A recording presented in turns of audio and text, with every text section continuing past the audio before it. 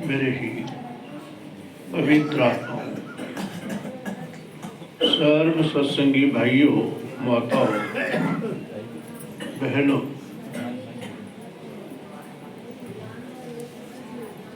परम मंगलमयी कृपा के फलस्वरूप हम आप सभी भगवान के नित्य मंदिर में भगवान के श्री चरण कमलों की छाया में निरंतर बैठते हुए आ रहे हैं। दर्शन भगवान का, आशीर्वाद गुरुदेव का, कथा भगवान की सुनकर अपने जीवन को धन्यता की ओर ले जा रहे हैं। कृत्य करने की प्रयास में लगे हुए हैं। भगवान की संपूर्ण पूर्ण अतिशय हम आप सभी पर कृपा है। उसी का फल है कि हम आपको नित्य भगवान का दर्शन प्राप्त होता है। बड़े ही सौभाग्य है हम आप सभी के, जो भगवान हम आप सभी को नित्य अपनाते हैं, अपने चरणों में बुलाते हैं। भगवान की भक्ति ही सर्वोपरि है मनुष्य जन्म में। तो अभी अन्य जन्मों में भी भगवान की भक्ति पशुओं ने भी की है, पक्षियों ने भी की है। भागवत को देखें तो गजराज हाथी जब ग्राह पकड़ता है, मृत्यु पकड़ती है पैर, तो भगवान की पूर्व जन्म की भक्ति उसकी याद आते ही शोध गायन किया, भगवान को कुछ चढ़ाया तोड़कर, और भगवान आ गए। भगवान ने ग्राह से गज की, हाथी की रक्षा की। और पक्षियों में आप देखें तो जटायु, गिद्धराज, तो सीता हरण होता है,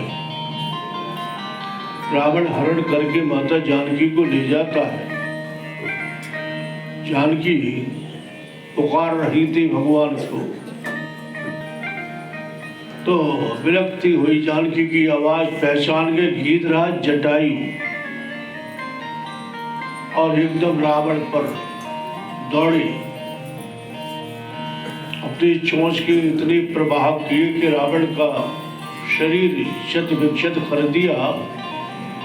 रावण ने ये जान लिया कि शायद मुझे ये मार न डाले, खड़ग निकाल करके पंख काट डाले जटायु के, तब जाकर के पृथ्वी पर वो गिरे और भगवान की प्रतीक्षा दर्शन की करने लगे। यानी महाभारत का महावीर पितामह भीष्म और रामायण के जटायु जी, दोनों को इच्छा मृत्यु प्राप्त थी। क्या थी? इच्छा मृत्यु। जटायु के पास भी मृत्यु आई, जब पंख कट गए, ये हाल हो गया। जटायु ने मृत्यु देवता को कहा, खड़े रहो, दूर आने की कोशिश मत करना मेरे पास। जब तक मैं भगवान श्री राम को सीता जी का समाचार न सुना दूं, तब तक तुम्हारे आने का साहस मत करना। तो मेरे पास ललकारा मृत्यु को किसने? गिद्धराज जटायु ने। अच्छे अच्छे मौत से कांपते हैं, कहा मुझे तुझसे डर नहीं है, मुझे भय किसी बात का नहीं है, केवल मुझे राम जी को समाचार देना है माता जानकी का।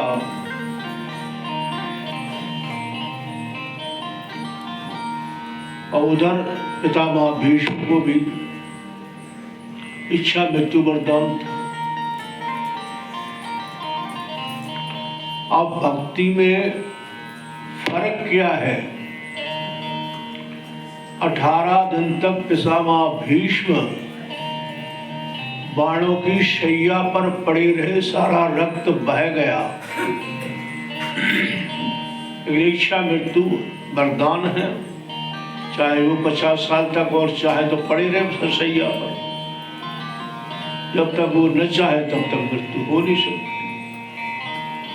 जटायु जी भी जब तक राम जी नहीं पहुंचे आवे तब तक जटायु जी का मौत कुछ बिगाड़ सकते नहीं, दोनों को इच्छा मृत्यु प्राप्त है।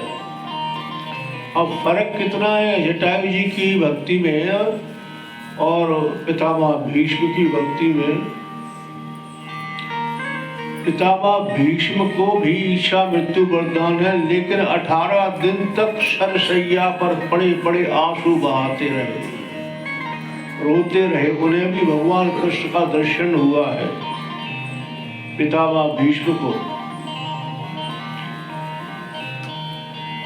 और जब भगवान श्री कृष्ण पहुंचे, पितामह अश्रुपूर्त नेत्रों से प्रणाम करते हैं, बोल तो पा नहीं रहे थे। और भगवान कृष्ण पितामह भीष्म के पास खड़े खड़े हंस रहे हैं। भगवान कृष्ण पितामह भीष्म रो रहे हैं और भगवान श्री कृष्ण हंस रहे हैं। पितामह भीष्म की दशा को देखकर अच्छा हुआ कृष्ण मुझे दर्शन देने के लिए आए। उधर जटायु जी हंस रहे हैं, जटायु गीधराज हंस रहे हैं, मुस्कुरा रहे हैं। और राम जी जब आए जटायु जी के पास तो राम जी रो रहे हैं और जटायु जी हंस रहे हैं। एक के पास भगवान हंस रहे हैं और एक के पास खड़े होकर के नहीं, गीध को गोद में राख कृपा नदी। जटायु की धूल जटान सुझारी, घाव को अपने केश और तो कुछ था नहीं, अपने केश को जरा लट खोल करके धूल साफ कर रहे हैं। गोद में, एक गोद में राम की में प्राण छोड़ेगा, मान लो एक राम की गोद सैया पर और एक सर सैया पर प्राण छोड़ेगा। वरदान दोनों को एक ही है, इच्छा मृत्यु का। ऐसा क्यों हुआ? कारण क्या है? कारण ये है कि जटायु के सामने मृत्यु आ नहीं पा रही, कांप रही है खड़ी खड़ी खड़ी खड़ी। पितामह भीष्म के पास भी मौत तो नहीं आ पा रही, लेकिन 18 दिन तक जटायु को 18 दिन के 18 घंटे में नहीं रहना पड़ा। तो राम राम राम राम अपने वो पर डट रहे थे, वो भी अंदर अंदर कृष्ण कृष्ण डट रहे थे, दोनों काम एक ही कर रहे थे। भगवान मन ही मन मुस्कुराते हैं और पितामह भीष्म कृष्ण को देखकर बहुत ढाल करके रोते हैं, रोते हैं, बहुत रोते हैं। कन्हैया, कौन से पाप का, किस अपराध का मैं पाप भोग रहा हूं? कृष्ण भीष्म पितामह पूछते हैं। ऐसा कौन सा कर्म मैंने अशुभ किया है कि 18 दिन से मैं सरसैया पर पड़ा हूं, मेरे शरीर में एक बूंद रक्त भी नहीं बचा? ऐसा भगवान मैंने कौन सा पाप किया है? पितामह पूछते हैं।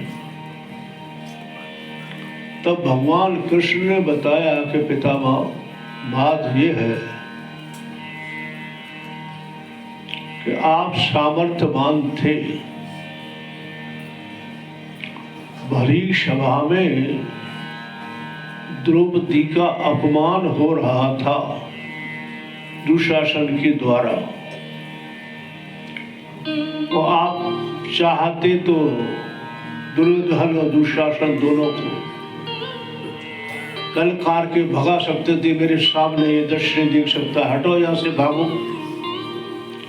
उनकी ताकत नहीं थी कि आपको कोई जवाब दे पाते या आपको भगा देते, आपकी बात नहीं टलती। और आप उस समय नारी का अपमान देखते रहे, होता रहा द्रौपदी का अपमान, और आप सब बैठे रहे, देखते रहे, सामर्थ्य होते हुए भी आप देखते रहे। क्या आपके लिए उचित था पितामह भीष्म? जबकि पितामह भीष्म के लिए भगवान ने महाभारत के युद्ध में अपनी प्रतिज्ञा तोड़ दी, लेकिन पितामह भीष्म की प्रतिज्ञा नहीं टूटने दी। कहा पितामह भीष्म ने कि आज मैं युद्ध में कृष्ण तुमसे हथियार उठवा के रहूंगा, और भगवान ने प्रतिज्ञा की थी कि मैं महाभारत के युद्ध में कोई शस्त्र धारण नहीं करूंगा। तो जब पितामह भीष्म ने घनघोर युद्ध किया, अर्जुन के प्राणों तक की बात आई, भगवान में भी बाण लगे, तब भगवान ने अपनी प्रतिज्ञा को तोड़ करके अर्जुन की रथ का चक्र निकल चुका था, उठा करके रक्षा की अर्जुन की। पितामह भीष्म ने कहा केशव, प्रतिज्ञा तोड़वा दी आपकी। भगवान ने कहा पितामह भीष्म, मेरी प्रतिज्ञा को तोड़वाने वाला तो कोई संसार में है ही नहीं दूसरा, लेकिन भक्त की खातिर, भक्त की मान सम्मान को बढ़ाने के लिए, मेरा मान टले टल जाए, भक्त का मान न टलते देखा, इस नियम का पालन करते हुए अपनी प्रतिज्ञा तोड़ दी, लेकिन पितामह भीष्म की प्रतिज्ञा नहीं टूटने दी। पितामह भीष्म की प्रतिज्ञा नहीं टूटने दी। उसी पितामह भीष्म के सामने खड़े खड़े भगवान मुस्कुरा रहे हैं, हंस रहे हैं, पितामह रो रहे हैं। कहा कि आपका पूछते हैं क्या अपराध, क्या दोष, क्या पाप, इससे बड़ा क्या पाप हो सकता है? तुम्हारी पुत्र बधू को भरी सभा में निर्वस्त्र किया जा रहा था, वो आप बैठे थे सभा में, देख रहे थे नीची गर्दन करके। क्या ये पाप नहीं था? देखो भैया, यदि हमारे अंदर सामर्थ्य हो और ऐसी कभी कोई विपत्ति में भगवान को छोड़ने के लिए कृष्ण जाते हैं द्वारिका, आते हैं निस्तेज होकर के, तब बड़े भैया भी उनके यही पूछते हैं क्या हुआ? किसी विपत्ति में फंसी हुई अबला की सहायता नहीं कर पाया तू? किसी का धन तो नहीं हरण करके ले आया? किसी ब्राह्मण को तो नहीं सता दिया तूने? तेरा तेज कहाँ चला गया? तेरा तेज कहाँ चला गया? तब बात भगवान की बताई कि इस तरह से स्वतगाम चले गए।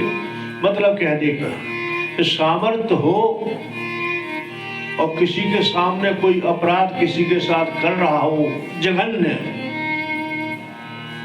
अपराध कर रहा हो, हम वहां से चुपचाप निकल जाएं, ये भी एक बहुत बड़ा पाप होता है। हमारे को सामर्थ्य दिए भगवान ने, सब कुछ दिया है, और हमारे पड़ोस में रहने वाला व्यक्ति दवाई के अभाव में मर रहा है, बेटी की शादी पक्की हो गई, पैसा नहीं है, बारात आने वाली है, जहर खाने को वो तैयार बैठा है कि अब मुँह दिखाने लाख संसार में बचूंगा ही नहीं। हम लाखों करोड़ों रुपए ले घर में बगल में उसके बैठे हैं और हमको दया ना आवे, एक व्यक्ति की इज्जत जा रही है, बेटी के विवाह की न करने के कारण जहर खाना पड़ रहा है, और हमारे पास बैंक बैलेंस पड़े हैं, भरे बैंक पड़े हैं, घर में नोटों की अलमारियां भरी पड़ी हैं। यदि ऐसे समय में हमने किसी की सहायता नहीं की तो समझ लेना तुम्हारा पुण्य नहीं है, तुम्हारा पाप है ये रुपया कमाना। समझ रहे नहीं समझ रहे आप? दुखी प्राणी की यदि सहायता नहीं कर पाए तो समझ लेना वो पैसा तुम्हारे लिए पाप का एक कारण बनेगा। इसलिए सामर्थ्य हो, जब पितामह भीष्म जैसे ब्रह्मचारी है, पितामह भीष्म जैसे ब्रह्मचारी, वो भी द्रौपदी की रक्षा न कर पाने के कारण 18 दिन तक सरसैया पर पड़े रहना पड़ा। मेरे भाई बहन, तो हम तुम कौन सी गिनती में आते? यदि ईश्वर ने तुम्हें सामर्थ्यवान बनाया है तो अवश्य ही दुखी व्यक्ति की सहायता करना चाहिए। ये भागवत की कथा और रामायण बताती है, बताया भगवान ने कि पितामह भीष्म ये बात है, इसलिए तुम्हारी ये दशा हो रही है।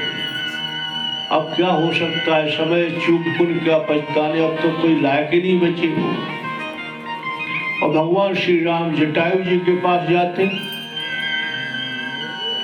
जटायु जी के पास जाड़े हैं, पड़े हैं धूल में, रक्त बह रहा है, बुखार बन से राम राम राम राम पवित्र नाम भगवान का सुमरण चल रहा है जटायु जी का। देखते ही जटायु जी को भगवान रो पड़े कि पक्षी और जटायु जी राम राम राम राम रट रहे हैं, शरीर से रक्त बह रहा है, पंख कटे हुए हैं। दौड़ करके भगवान ने लखन को धनुष बाण पकड़ाए, जटायु जी को उठा करके अपनी गोद में बिठाया। रक्त का मेरे वस्त्र बनकर वैसे ही साधारण वस्त्र थे, ये खराब हो गए तो फिर दूसरे पहनने को भी नहीं सोचा भी नहीं। भगवान को अपनी गोद, भगवान ने अपनी गोद में ले लिया, उनके घाव को साफ किया अपने बालों से, कीशों से। समाचार देते हैं जटायु जी, भगवान लंका का राजा रावण माता जानकी को हरण करके ले जा रहा था। कुर्री की तरह बिलख रही थी। मैंने सीता जी की आवाज पहचान करके दौड़ करके रावण से युद्ध किया और युद्ध के दौरान रावण ने मेरी पंख काट दिए, परवश होकर ये पड़ा हूं, केवल प्राणों को रोके हुए हूं। आपके दर्शन करने के लिए, आपको माता जानकी का समाचार देने के लिए। भगवान रो पड़े, आंसू बह रहे हैं भगवान के। धन्य हो जटायु, कहा तुम्हारे शरीर को जैसा था वैसा कर दूं, बिल्कुल साफ सुथरा जैसा था स्वस्थ कर दूं। जटायु जी ने कहा नहीं भगवान, मुझे ये नहीं चाहिए अब, क्योंकि जन्म जन्म मुनि यतन कराही, अंत राम कहे आवत नाही। उनके मुखारबिंद पे राम शब्द ही नहीं आता, आपका नाम नहीं आ पाता। जन्म जन्म वो तपस्या करते हैं इसी के लिए, लेकिन मेरे सामने तो मेरे राम आप खड़े हैं। अरे खड़े नहीं है दीनानाथ, मुझे अपनी गोद सैया में सुलाए थे। ये अवसर मुझे कब कहाँ मिलेगा? मैं प्राण नहीं चाहता रखना, मैं केवल जानकी का समाचार आपको देने भर के लिए अपने प्राणों को रोके हुए था। भगवान श्री राम ने जानते हो क्या गति दी गिरिराज जटायु, जो अपने परम पूज्य पिता दशरथ जी महाराज को जो गति दी, वही की वही गति जटायु जी को दी है भगवान श्री राम ने। और वो भी अपना एहसान नहीं बताया, अपना एहसान नहीं बताया। रोते हुए भगवान ने कहा जटायु नहीं जाना चाहते, कोई बात नहीं है। और उन्होंने कहा जल भर नयन कहत रघुराई, जल भर नयन यानी रोते हुए, आंसू भरे हुए नेत्रों से जटायु से कहते हैं जल भर नयन कहत रघुराई, तात कर्म निज ते गति पाई। मैं तुम्हें भेज रहा हूँ अपने पिता के यहाँ के धाम, तो मैं तुम पर कोई एहसान नहीं कर रहा, कोई उपकार नहीं कर रहा। तुम्हारे तात कर्म निज ते गति पाई, यह गति तुम्हें तुम्हारे कर्म के फल स्वरूप प्राप्त हो रही है। समझ गए ना? इच्छा मृत्यु दोनों की है। एक को राम की शैया मिलती है, गोद मिलती है राम जी की गोद की शैया, एक को बाणों की शैया मिलती है। वरदान दोनों को एक जैसा ही है मेरे भाई बहन, समझिए ना? मतलब क्या है इसका? तो दूसरों के साथ कोई गलत होते देख करके, कोई गलत हो रहा हो तो हम में सामर्थ्य हो उसकी रक्षा करने की, वो हम उसे देख करके चले जाएं, चुपचाप किनारा काट जाएं, आंख बंद करके निकल जाते हैं, तो उनकी गति पितामह भीष्म जैसी होती है। आप समझिए मेरी बात को, कि गति पितामह भीष्म जैसी होती है। अपने वचन को तोड़ के पितामह के वचनों को भगवान सत्य करके दिखाते हैं। उसी पितामह के कर्म के अनुसार भगवान कर्म को देख करके पितामह वहां पर ये सब लोग हंस रहे थे, द्रौपदी की साड़ी खींची जा रही थी, आप लोग बैठे थे, आप बैठे थे, आपने सोचा भी नहीं मेरी पुत्र वधू का लाज जा रही है यहाँ, इसलिए भगवान हंस रहे थे। पितामह इतने ज्ञानी समझदार होने के बाद भी आप देखते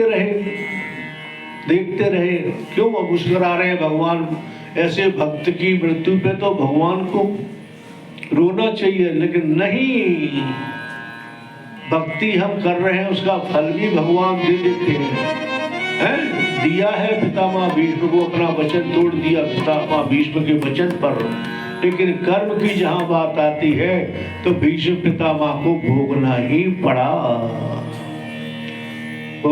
पड़ा मेरे भाई बहनों। गीधराज जटायु को कहते तात कर्म निज ते गति पाई।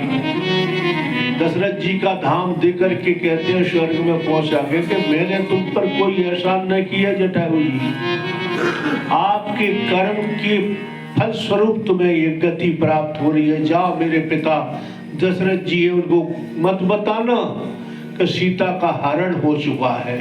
मैं तुमसे निवेदन करता हूँ, मैं राम प्रतिज्ञा करता हूँ कि रावण का पूरा वंश आकर के मेरे पिता दशरथ को बताएगा, वो कहेंगे कि हम राम जी के भेजे हुए हैं, वो बताएंगे। तुम मेरे पिता को मत बताना, नहीं तो वो दुखी हो जाएंगे। इससे प्रमाणित होता है, सिद्ध होता है कि बराबर ही दशरथ जी को जो धाम भेजा था भगवान ने, उसी जगह गीधराज जटायु को भेजा है। समझ गए ना? भगवान हमारे भाव के भूखे हैं, भाव देखते हैं भक्त का, और कर्म का फल देते ही देते, कर्म के फल से छोड़ते नहीं है किसी को। अरे और की तो बात छोड़ो, अपने भाई लखन को नहीं छोड़ा, शबरी के बेर नहीं खाए। भगवान ने किया, अरे लखन तूने भक्त का अपमान कर दिया, जा तेरे प्राणों की रक्षा यही बेर करेंगे। द्रोणाचार्य पर्वत पर वो संजीवनी बूटी उन्हीं बेरों से बनती है, उसकी शबरी के बेरों से ही लखन लाल के प्राण रक्षा होती है। कर्मण्येवाद का रस्ते मां फलेषु कदाचन। कर्म करने में जीव स्वतंत्र है, लेकिन फल भोगने में परतंत्र है। फल तो देने वाला भगवान कहते हैं श्री कृष्ण के मैं हूं। नहीं समझे आप समझे ना समझे कि हम भगवान की भक्ति कर रहे हैं, भगवान की भक्ति कर रहे हैं। भगवान की भक्ति के साथ मन वचन कर्म भी हमारे भक्तिमय होना चाहिए, तब समझो कि हम भगवान की भक्ति कर रहे हैं। कर्म हमारे यदि अशुभ हो गए हमसे, तो वो भक्ति भले तुम्हें फल दे थोड़ा जो उतना उसका मिले, लेकिन कर्म का फल भी तुम्हें साक्षात भोगना पड़ेगा। ये महाभारत और रामायण की कथा तुम्हें स्पष्ट बता रही है मेरे भाई। बहुत बड़े भाग्यशाली हैं आप लोग की नित्य ये कथाएं सुनते हैं। इससे जीवन में यदि उतर गई ये कथाएं तो हमारा जीवन का कल्याण ही कल्याण है। और क्या चाहिए इससे ज्यादा हमको, लेकिन भक्ति होना चाहिए गुरु मत से। गुरु मत से, मन मत की भक्ति कभी फलित नहीं होती। कई लोग कहते हैं अरे हम काय को जाए मंदिर, क्या करेंगे मंदिर, हमने कोई पाप किए हैं क्या? पापी लोग जाएं अपने पाप धोने के लिए। गंगा जी में हम काय को जाएं स्नान करने, हम पाप थोड़ी करते। पापी लोग जाएं अपने पाप धोने। अरे भैया सत्य में तो यही है कि गंगा जी जो पाप करने वाला है वो गंगा जी के पास पहुंच ही नहीं सकता, और पाप करने वाला व्यक्ति सत्संग और संत के भगवान के सामने आ ही नहीं सकता। गुरु की मति तू ले हो आयाने, ओम गुरु की मति तो ले हो आयाने, गुरु की मति तो ले हो आयाने। भक्ति बिना बहु डूबे जाने, भक्ति बिना